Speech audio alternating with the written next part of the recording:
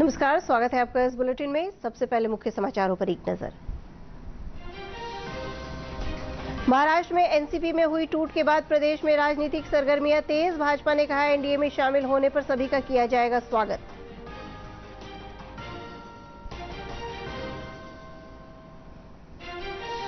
राज्यपाल राजेंद्र विश्वनाथ आर्लेकर मुजफ्फरपुर के लंगट सिंह कॉलेज के 124वें स्थापना दिवस कार्यक्रम में हुए शामिल। नई शिक्षा नीति पर होनी है चर्चा।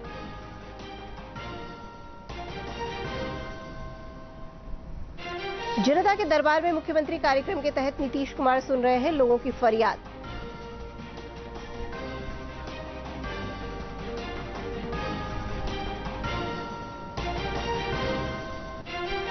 और प्रदेश में लगातार हो रही बारिश से गंगा और महानंदा नदी के जलस्तर में हुई वृद्धि।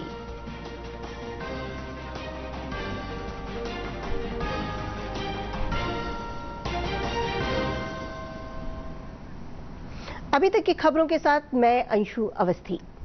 एनसीपी में टूट के बाद महाराष्ट्र में बड़ी सियासी हलचल जारी है। शरद पवार के भतीजे अजीत पवार 8 विधायकों के साथ शिंदे सरकार में शामिल हो गए हैं। अजीत पवार को प्रदेश का नया उप मुख्यमंत्री बनाया गया है। वहीं शरद पवार ने कहा है कि वे राष्ट्रवादी कांग्रेस पार्टी को फिर से मजबूत करने में जुट गए हैं। एक रिपोर्ट।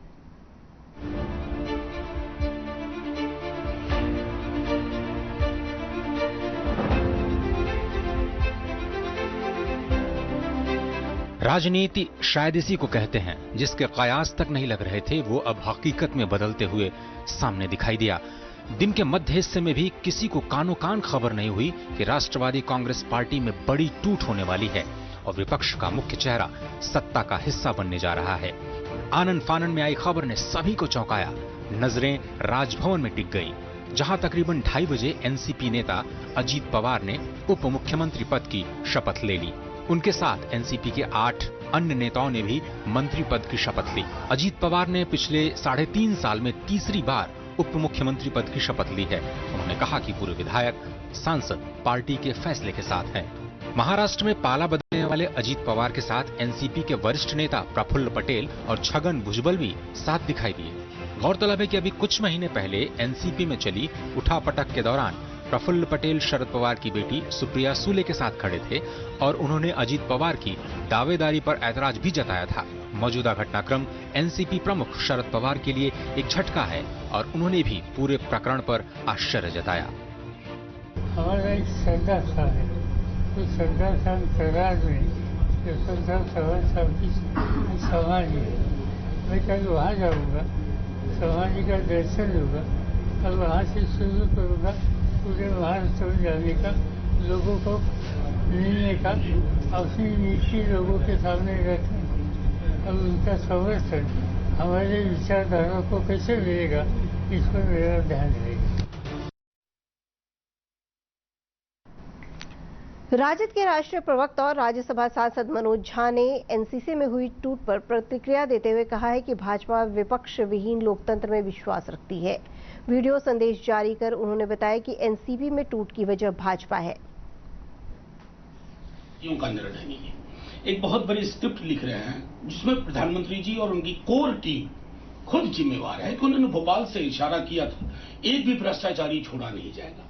तो ये इनका तरीका है भ्रष्टाचार के आरोप में घेर करके दबाव बनवा करके एजेंसी को, यही काम उन्होंने भोपाल से किया। उसकी परिणति आज हम महाराष्ट्र में देख रहे हैं। तो जाहिर तौर पर प्रधानमंत्री जी 100 बातें बोले, लेकिन 100 बात की एक बात, उन्हें विपक्ष विहीन लोकतंत्र चाहिए। एनसीपी में हुई टूट पर प्रतिक्रिया व्यक्त करते हुए भाजपा के प्रदेश अध्यक्ष सम्राट चौधरी ने कहा है कि बिहार में अगर कोई दल या व्यक्ति महागठबंधन का साथ छोड़कर एनडीए में शामिल होता है तो उसका स्वागत किया जाएगा। उन्होंने कहा कि बिहार की जनता नीतीश सरकार से ऊब चुकी है।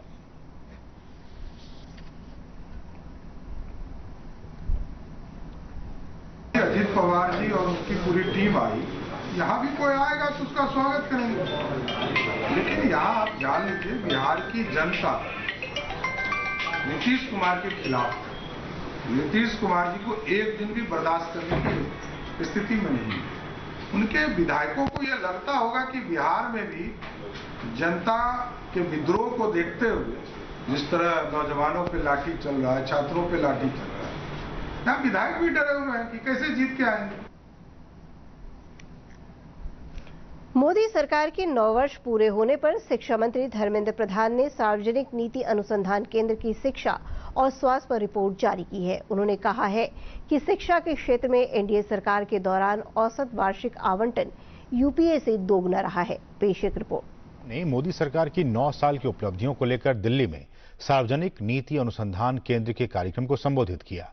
इस मौके पर सार्वजनिक नीति अनुसंधान केंद्र ने एक समृद्ध भविष्य को अपनाना, स्वास्थ्य और शिक्षा साथ साथ शीर्षक से एक रिपोर्ट जारी की, जो प्रधानमंत्री के दूरदर्शी नेतृत्व के तहत स्वास्थ्य और शिक्षा क्षेत्रों में महत्वपूर्ण प्रगति और परिवर्तनकारी परिवर्तनों पर प्रकाश डालती है।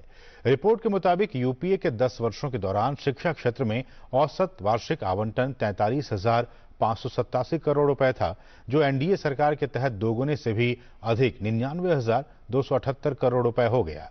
बीते 9 वर्षों में 7 आईआईटी, 7 आईआईएम और 16 एम्स स्थापित किए गए हैं। केंद्रीय मंत्री ने कहा कि सरकार ने शिक्षा के क्षेत्र में अभूतपूर्व काम किए हैं। भारत एक नॉलेज सोसाइटी है, ज्ञान आधारित समाज है भारत। कभी कभी हमारे कवियों ने इसीलिए इसको कहा कि हस्ती ऐसा है कि मिटती नहीं है, ये रिन्यू होते जाता है, कॉन्टेक्चुअल होते जाता है। जो आज भारतीय शिक्षा व्यवस्था है उसी की उपज है। भारत की नॉलेज सिस्टम और दुनिया की चैलेंजेस, ये दोनों की ब्लेंड किया गया है राष्ट्रीय शिक्षा नीति में। राज्यपाल सह कुलाधिपति राजेंद्र विश्वनाथ आर्लेकर ने आज मुजफ्फरपुर जिले के लंगट सिंह महाविद्यालय के 124वें स्थापना दिवस समारोह में शामिल हुए। राज्यपाल ने इंडोर स्टेडियम और राजेंद्र स्मृति पार्क का भी उद्घाटन किया। कार्यक्रम में नई शिक्षा नीति 2020 पर भी परिचर्चा की जाएगी। कार्यक्रम में उद्योग मंत्री समीर कुमार महासेठ भी मौजूद रहे।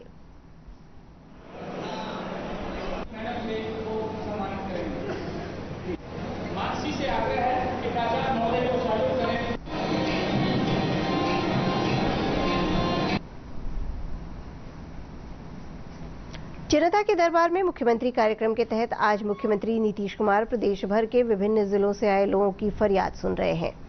कार्यक्रम में मुख्यमंत्री नीतीश कुमार के अलावा विभिन्न विभागों के मंत्री और अधिकारी हिस्सा ले रहे हैं।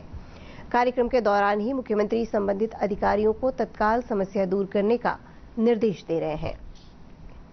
अभी देख लीजिए, ये केस दर्ज हुआ है तो केस को वापस करने का धमकी दे रहा है, यदि तो जान से मार देंगे। इनको जब देखिए तुरंत सिवान करना।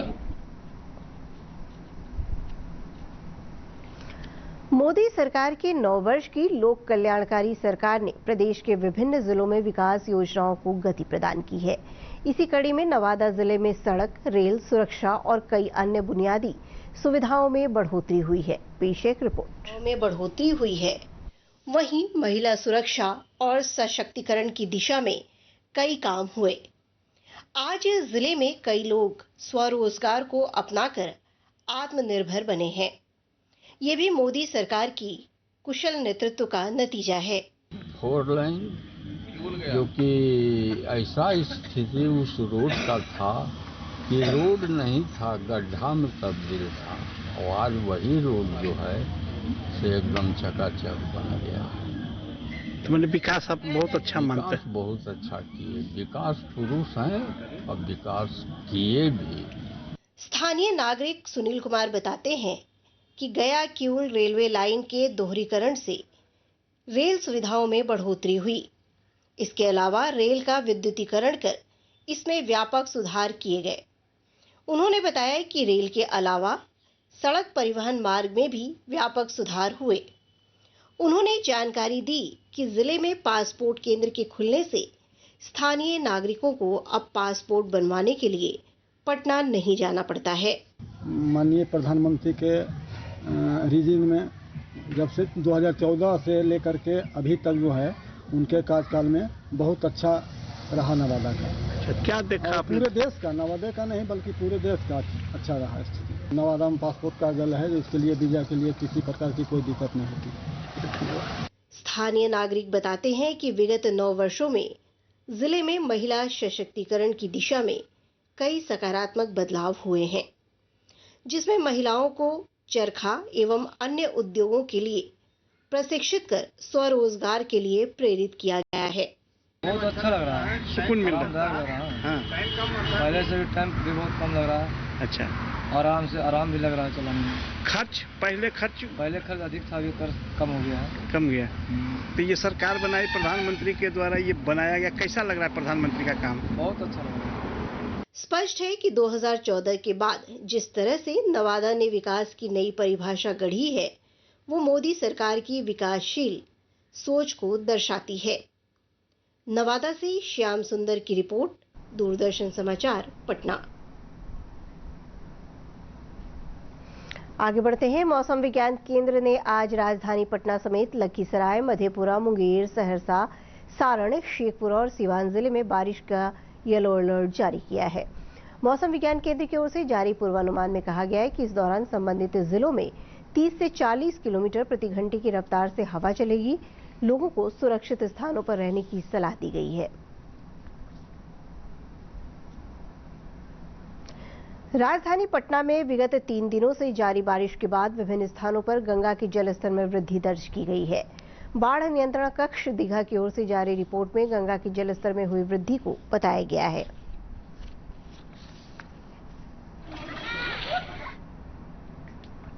नेपाल के तराई क्षेत्रों में लगातार हो रही बारिश के बाद कटिहार जिले में महानंदा नदी के जलस्तर में वृद्धि हुई है। जिले के आजमनगर और बबला बन्ना इलाके में नदी में कटाव तेज हो गया है। जिलाधिकारी रवि प्रकाश ने बताया है कि प्रभावित इलाकों पर लगातार नजर रखी जा रही है और तटबंधों की निगरानी के आदेश दे दिए गए हैं।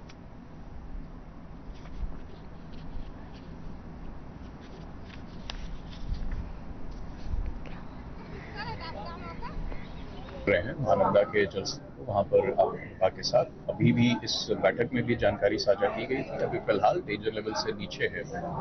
हालांकि नेपाल के तरफ की एरिया में बारिश की वजह से जलस्तर में रेगुलरली चेंज होते रहता है, हम लोग क्लोजली उसको फॉलो। और अब 3 मिनट में 10 खबरें देखते हैं।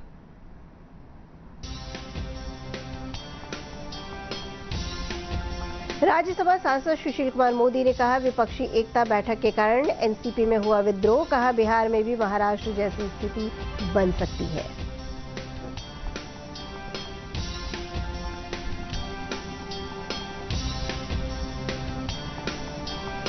जदयू के राष्ट्रीय अध्यक्ष ललन सिंह ने कहा, भाजपा जनता की ताकत पर नहीं बल्कि तोड़जोड़ की राजनीति में करती है विश्वास।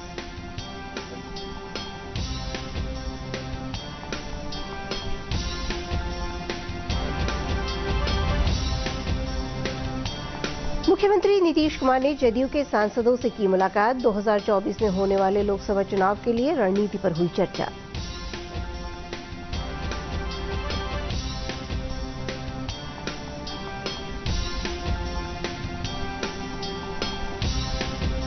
भागलपुर एनटीपीसी की ओर से चलाए जा रहे बालिका सशक्तिकरण अभियान का हुआ समापन। 120 बालिकाओं को कई विधाओं में किया गया प्रशिक्षित।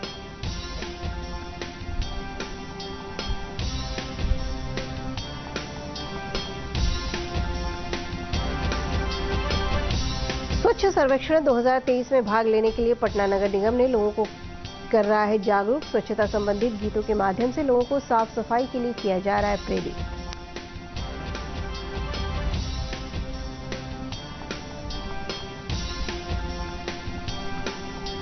सीतामढ़ी जिले के रुन्नी-सैदपुर थाना क्षेत्र की पुलिस ने जानलेवा हमले मामले में 4 अपराधियों को किया गिरफ्तार। पुलिस कर रही है पूछताछ।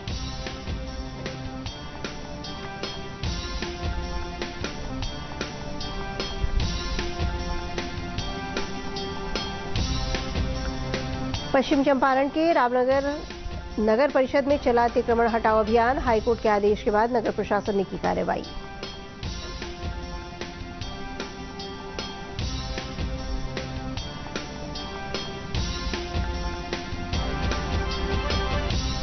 पूर्वी चंपारण के मोतिहारी में बूढ़ी गंडक नदी में 3 युवक डूबे। 1 का शव बरामद, 2 की तलाश जारी।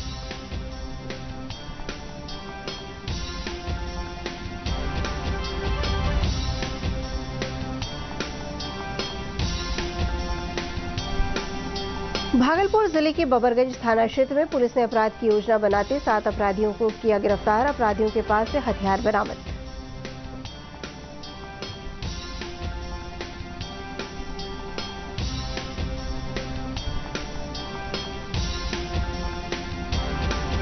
गोपालगंज पुलिस ने गुप्त सूचना के आधार पर 3 गांजा तस्करों को किया गिरफ्तार। तस्करों के पास से 1 किलो से अधिक गांजा बरामद।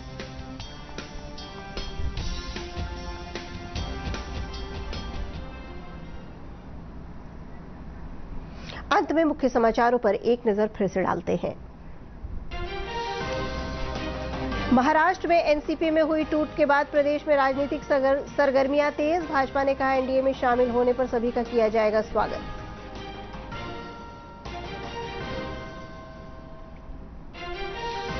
राज्यपाल राजेंद्र विश्वनाथ आर्लेकर मुजफ्फरपुर के लंगट सिंह कॉलेज के 124वें स्थापना दिवस कार्यक्रम में हुए शामिल। नई शिक्षा नीति पर होनी है चर्चा।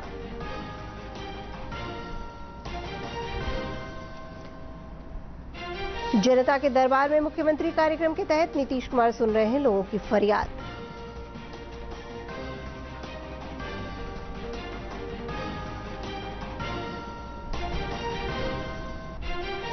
और प्रदेश में लगातार हो रही बारिश से गंगा और महानंदा नदी के जलस्तर में हुई वृद्धि।